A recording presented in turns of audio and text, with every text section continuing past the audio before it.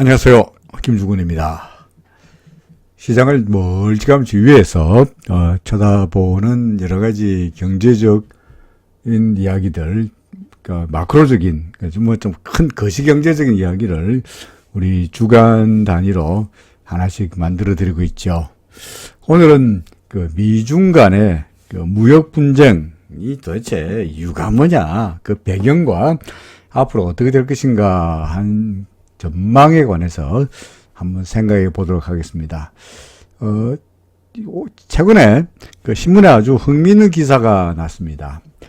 동아일보 5월 27일자니까 며칠 안 된 기사입니다만은 가장 최근에 어떤 기사가 났느냐. 토니 블링컨 미 국무장관이 지난 5월 26일에 연설을 했는데, 연설이 대놓고 시진핑 주석의 통치 아래 지금 중국은 엉망이 되고 있다. 중국 공산당은 국내에서는 더욱더 억압적이고 해외에서는 더욱더 공격적이다. 이렇게 대놓고 작심해서 비판했다라고 기사는 전하고 있습니다.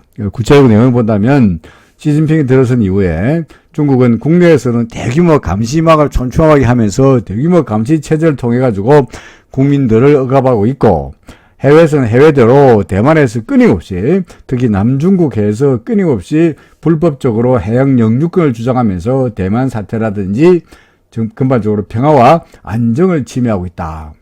그래서 미국은 이런 사태를 눈뜨고 묵과하지 않는다. 그러면서 바이든 행정부의 대중국 3대 원칙이라는 걸 발표했습니다. 그게 뭐냐?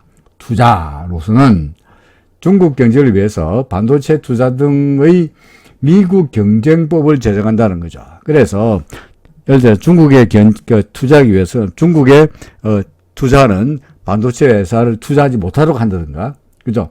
이런 식으로 중국이 더 이상 반도체에서 더 이상 성장하지 못하도록 하는 미국 경쟁법을 제정하고요. 그래서 그로 인해 가지고 첨단 기술, 미국과 중국과의 첨단 기술의 격차를 확대할 거다.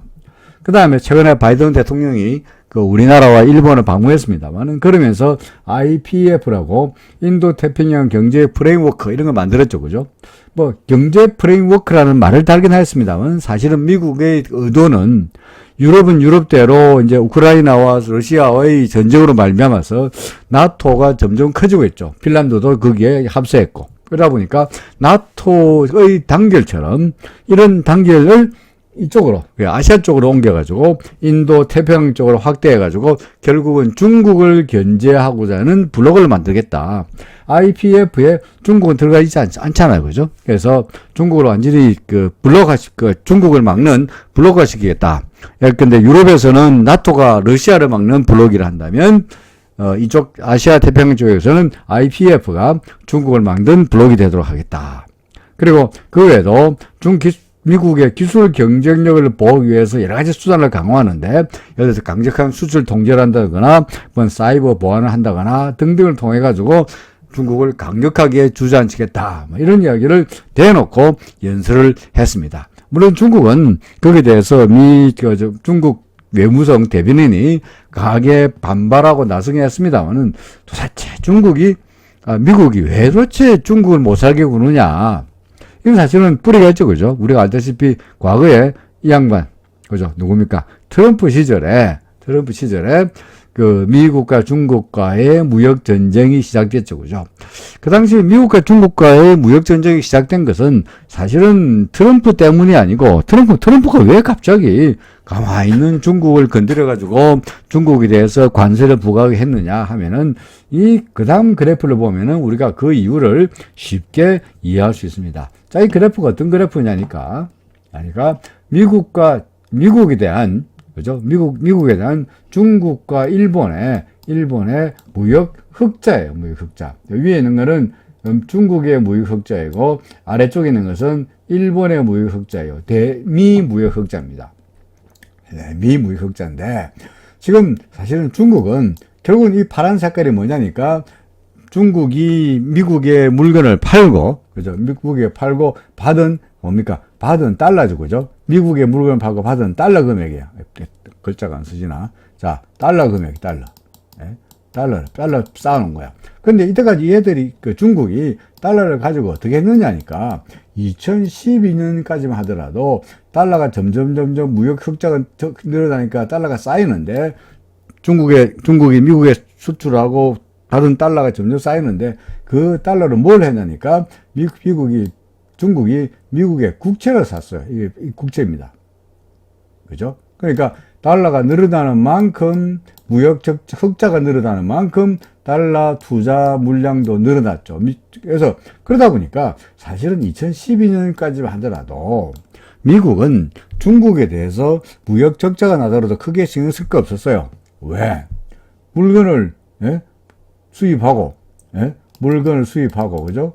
물건을 수입하고 달러를 주면 중국에다 달러를 주면 이 달러가 다시 어떻게 합니까? 다시 미국으로 국채로 들어오다 보니까 그죠? 들어오다 보니까 뭐 달러가 다시 나갔다가 다시 들어오는 꼴이 되니까 미국은 중국과의 무역 적자가 나더라도 크게 신경 쓸 리 없었어요.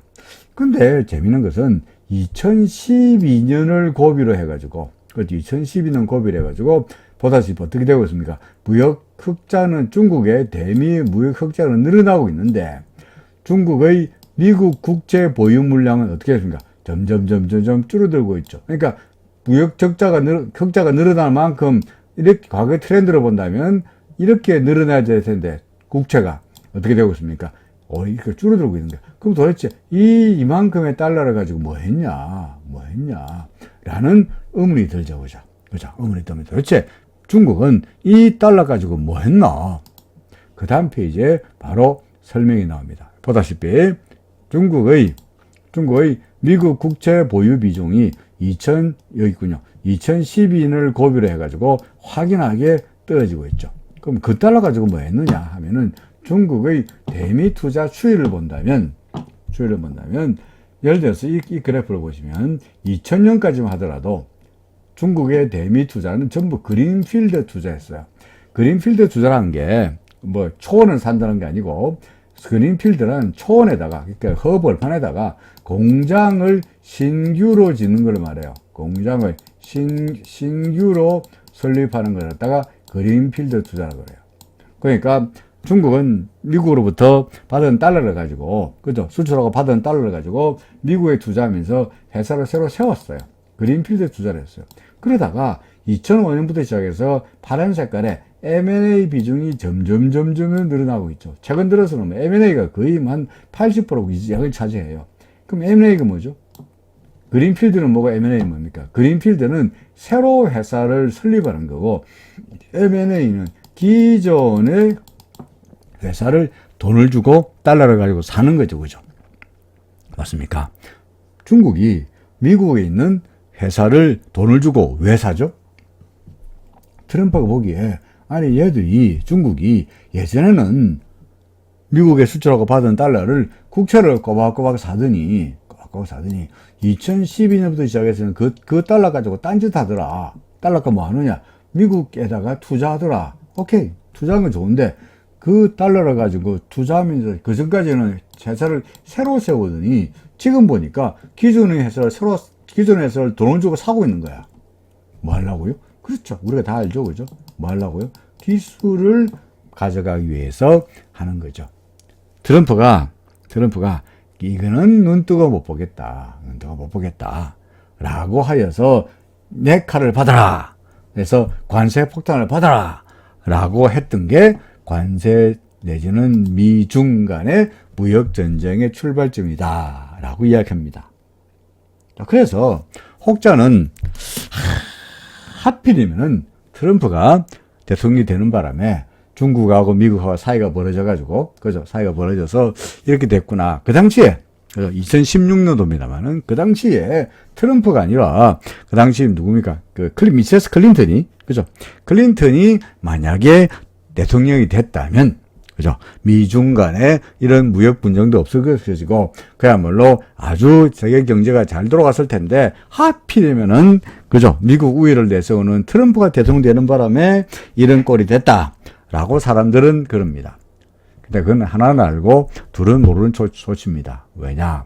그러면 트럼프가 아니었다면, 다른 사람이 대통령 됐다면, 미국과 중국과의 무역 분쟁은 없었던 것이냐? 천만의 말씀입니다. 천만의 말씀이야. 학자들은 뭐라고 말하냐니까, 어차피 미국과 중국과의 전쟁은 누가 대통령이 되든 간에 트럼프가 대통령이 되었던 그 당시에 예를 들어서 오바마가 불가능한 이야기입니다만은 오바마가 3선이 되었던 클린턴이 됐든 뭐 누가 되었든 간에 필연적이다. 미중 간의 전쟁은 필연적이다.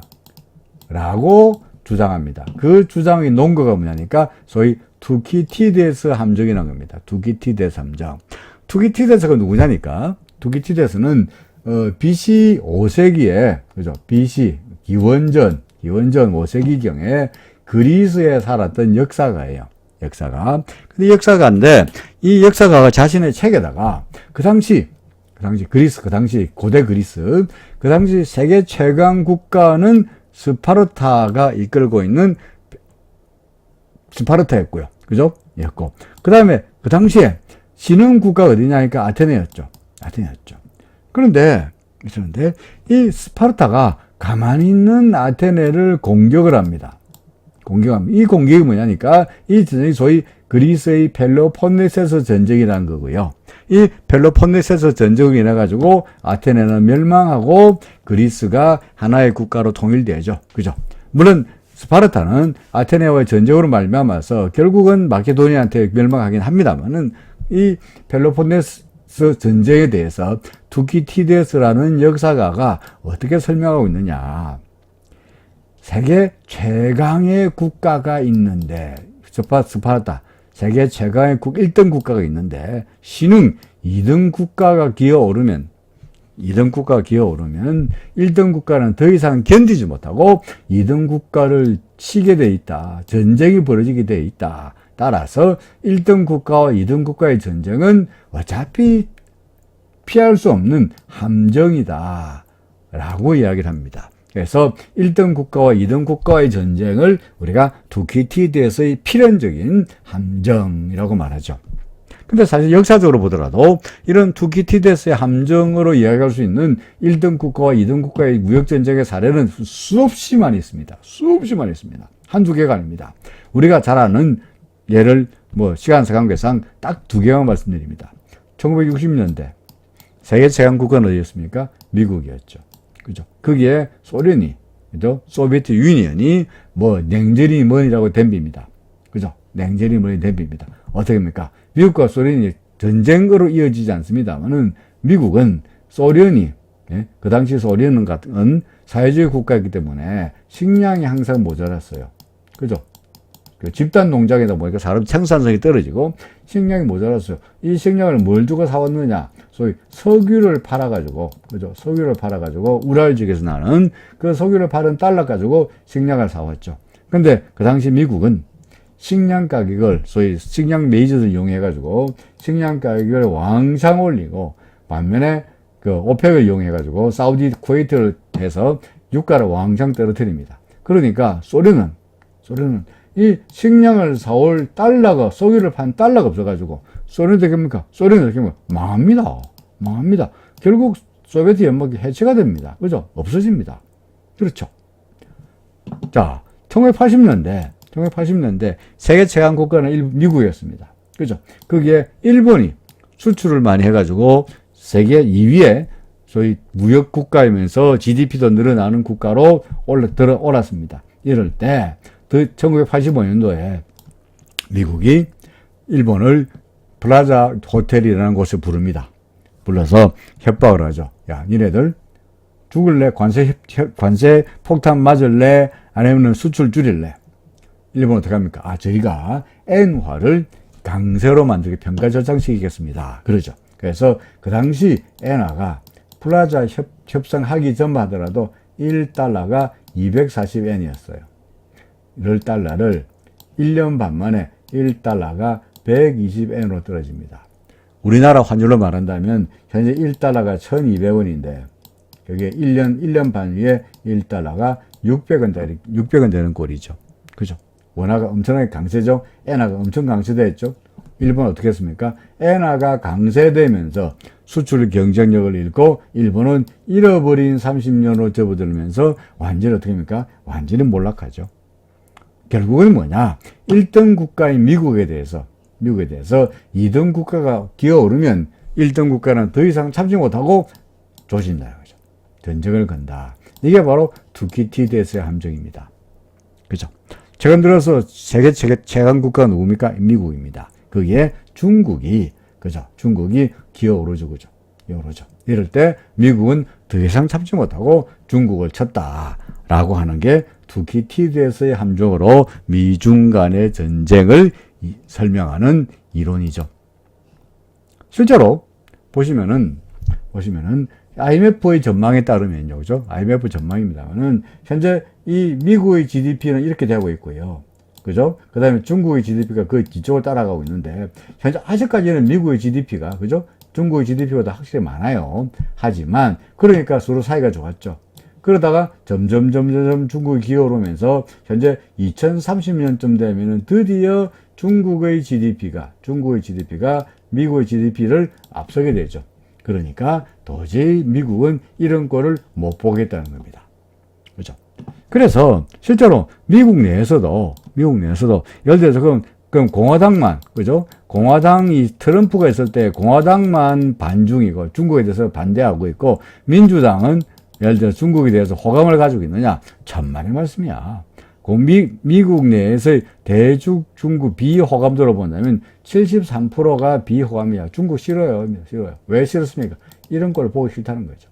이런 국가가 올라오는 꼴을 보기 싫다는 겁니다. 그러니까 미중 간의 무역 분쟁은 필연적이다. 그러니까 민주당 행정부, 지금의 바이든 행정부가 민주당이긴 합니다만은 민주당이든 공화당이든 상관없이 어떻게 되든 간에 미중 간의 이 문제는 다시 말해서 2등 국가가 올라왔을 때 2등 국가를 주저앉히려는, 예를 들어 과거에 소련이 올라왔을 때 소련도 주저앉히고 일본이 올라왔을 때 일본도 주저앉히고 했던 것처럼 이번에도 미국의 궁극적인 목표는 뭡니까? 중국을 아예 주저앉혀가지고 다시는 2등이고 3등이고 기어오르지 못하겠다가 되는 겁니다. 근데 문제는 중국도 과거 사례를 본다면, 그죠? 과거 사례를 본다면, 뭐, 어차피 1등하고 2등하고 붙어가지고, 어차피 2등이 질 수밖에 없으니까, 소련도 졌고, 일본도 졌고, 예를 들어서 1910년, 20년대에, 그 당시 세계 최강 국가는 영국이었죠. 그죠? 거기에 독일이 1, 2차 세계대전으로 달라붙죠. 어떻게 했습니까? 1, 2차 세계대전 결과 독일은 패망합니다. 그죠? 영국이 남고, 독일은 패망하죠. 마찬가지입니다. 결국은 2등은 지게 되어 있습니다. 그러니까 중국도 어차피 과거의 역사적 사례를 볼 때 1등 국가가 붙어가지고 뭐 이길 수 없다 하는 것을 알고 있을 거라고요. 그럼에도 불구하고 중국이 왜 버티느냐 하는 것은 중국 나름대로의 정치적인 속내가 있습니다. 자, 이게 중국말로 되었습니다만은 2018년 3월 달에 개정된 중화인민공화국의 헌법입니다. 헌법. 그죠? 헌법인데, 이게 이제 중국 헌법의 서문입니다. 서문. 그죠? 서문인데, 한번 읽어볼까요? 중국世界上列스 주의有지우的国之气이. 그죠? 중국은 세계 역사상으로 봐서 가장 유구한 역사를 가지고 있는 나라 중에 하나다. 그죠? 그래서 중국 구조人民强结束在中国共产党领导下，在马克思列宁主义、马克思列宁主义와 마오쩌둥 스싱, 모택동 사상과 덩샤오핑 이론, 덩쇼평의 이론과和三个代表重要事情，과거发展观。习近平新时代中国特色社会主义 등등등 나옵니다. 무슨 말이냐? 사실은 전에는요, 중국의 헌법의 전문에 중화인민공화국은 유구한 역사를 가지고 있는 나라로서 마크스 레닌주의와 모택동 사상과 등소평 이론의 3대 대표 사상을 주안점을 하여 어쩌고저쩌고 이래 나왔었어요. 그런데 2018년 3월 달에 개정을 하면서 거기에 시진핑 신시대 중국 특색 사회주의 사상이라는 말을 슬쩍 이거를 추가했어요. 결국 뭐 어떻게 됐느냐. 이제 전에는 막스 레닌하고 그죠? 막스 레닌하고, 그 다음에 뭡니까? 모택동하고, 덩샤오핑하고, 이 3대 사성이었다면, 거기에 슬쩍 시진핑까지 거기에 쓱 들어간 거야. 그래서 시진핑은 뭐가 됩니까? 이제 나는 막스 레닌하고, 모택동하고, 마오쩌둥하고, 덩슈평하고, 동격이야가 된 거예요. 동격이야. 그러면서 2018년 3월 달에 또 헌법 중에서 79조를 개정합니다. 이 79조가 뭐냐니까 주석의 임기에 관한 것입니다. 주석의 임기. 그래서 보시면은 중국 공화국의 주석과 부주석의 임기에 대해서 나와 있는데 전에는 주석과 부주석의 임기가 얼마였느냐? 5년이었고요. 예? 그 다음에 한 번 연임이 가능하다라고 되어 있었어요. 근데 이번에 뭐라고 바꾸느냐? 주석과 부주석의 임기는 뭐가 똑같다? 전국인민대표대회의 임기와 똑같다. 전국인민대표대의원의 임기와 똑같다라고 바꿔요. 요게 바꾼 겁니다. 그러면 전국인민대표대회의 임원들의 임기는 언제까지냐? 평생입니다. 따라서 주석과 부주석의 임기는 어떻게 합니까? 5년이고 나버리가 없어요. 평생입니다. 전에는 5년이고 연임할 수 있기 때문에 길어야 10년 했죠. 한 번 더 해먹었으니까, 2번 해먹었으니까 10년 했어요.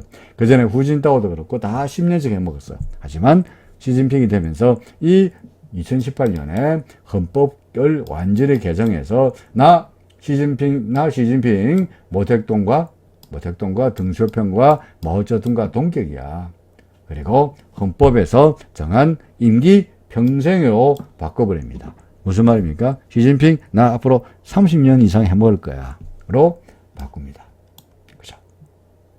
그런데 트럼프가 들어서 무역전쟁이 어떻게 했을 때 시진핑이 거기다 대놓고 나 졌어. 미안해. 항복이야. 라고 하면은 어떻게 할까요? 정치적으로 문제가 있겠죠. 그러다 보니까 중국은 이런 상황에서 물러나올 수가 없는 거예요. 사실은 미국은 중국의 무역 적자가 문제가 아니고 사실은 중국이 외국인의 직접 투자에 대해서 온갖 규제를 가하고 있죠. 그죠? 예를 들어서 차세대 IT도 못하라, 첨단 장비도 외자기업은 못한다, 바이오도 못한다, 신소재도 못한다, 신재생 에너지도 못한다, 에너지 탄소도 못한다. 그죠? 대신에 예를 들어서 차세대 IT 같으면 자국 기업을 부품을 사야 되고, 첨단 장비도 자국 기업의 부품을 사야 되고, 바이오도 그렇고, 신소재도 그렇고, 온갖 제한과 규제를 잔뜩 해놨어요. 그래서 미국은 이거 없애라. 우리가 마음대로 중국 시장에 들어가서 마음대로 활기치고 경제에서 돈 좀 벌자. 그러면서 중국을 주저앉히겠다는 건데 중국은 그렇게는 못하겠다. 라는 거고요. 미국대로 니네들이 2030년도에 GDP가 우리를 따라잡겠다는데 우리가 그 꼴은 눈뜨고 못 보지. 관세, 비관세 장벽을 통해가지고 니네들 주저앉힐 거야. 하다 보니 신장 위구르 사태를 계속 주장하고 있고 인권을 말하고 있고 대만의 이야기를 하고 있고 하는 것들 결국은 궁극적으로 뭡니까? 중국을 주저앉히겠다는 겁니다. 중국도 나름대로 만만찮게 정치적으로 버티다 보니까 이게 쉽지 않다는 이야기죠.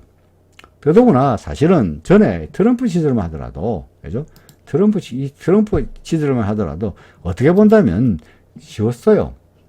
중국 입장에서는 거래하기 쉬웠어요. 왜냐? 이 사람은 비즈니스맨이야. 그렇죠? 비즈니스맨이야. 그러니까 경제적 이익이 최고야. 맞습니까? 비즈니스맨에게 돈만 주면 돼요. 그러니까 정 안 되면 그래 돈 줄게. 라고 하면은 타협이 됐어요. 이 사람은 돈을 받기는 사람이니까. 맞습니까? 근데 바이든은 뭡니까? 돈보다는 노회한 30살에 그 국회의원이 된 노회한 정치인입니다. 그러니까 인권과 홍콩 이야기, 신장 위구르 이런 걸 가지고 계속 중국을 압박하다 보니까 중국은 참으로 난감할 따름이죠. 그죠?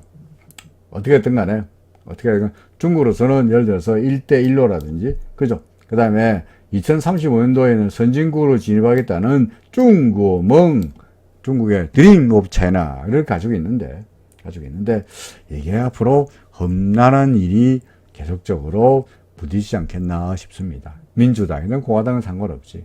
따라서 이런 미중 간의 알력이, 미중 간의 대립이 무역 전쟁이든 경제 전쟁이든 관세 전쟁이든 뭐든 간에, 외교 전쟁이든 뭐든 간에 이런 대립은 두고 세계 경제에 있어가지고 불확실성으로 자리 잡지 않겠냐. 그죠?